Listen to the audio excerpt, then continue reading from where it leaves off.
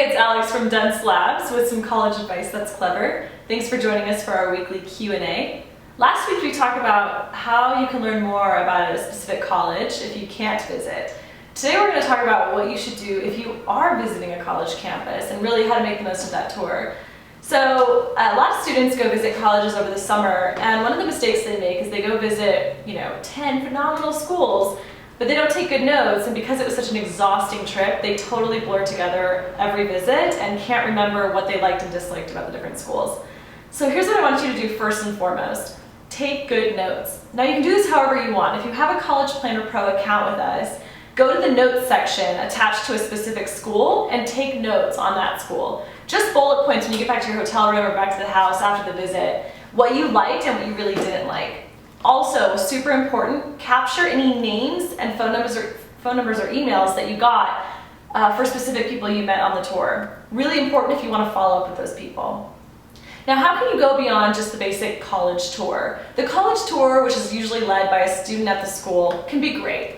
However, that's not the best way to really learn a lot about the school itself. So I want you to do this a couple weeks before you actually go on the tour.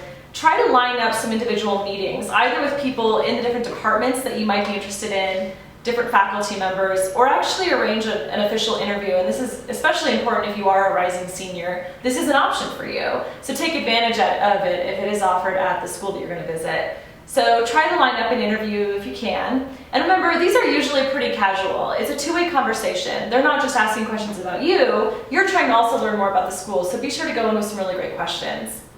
Also, many schools will offer class sit-ins for students who are visiting the school. You have to arrange that also a couple weeks in advance because they do fill up, but you can usually let them know what types of classes you're most interested in, and they'll let you test drive that major or that class and see what it's really like. So you can go in, sit in on the class, and just sort of be a silent observer or an actual participant. It's a ton of fun. Finally, some schools allow you to do an overnight, and these are great options if you have the time. Basically, an overnight allows you to spend the night with a student at the school.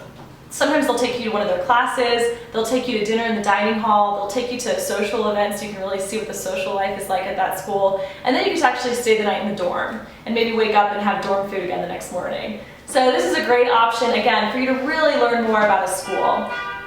Once you're accepted to a school during your senior year, some schools will fly you out for another overnight if you're still trying to make your decision between multiple colleges. So that's an option later on as well. So those are some ways you can make the best out of a college tour and really remember what it is that you liked and disliked about the colleges when you come back home. Have fun this summer and have some great college tours. Thanks for joining us for our weekly Q&A. We'll see you again next week.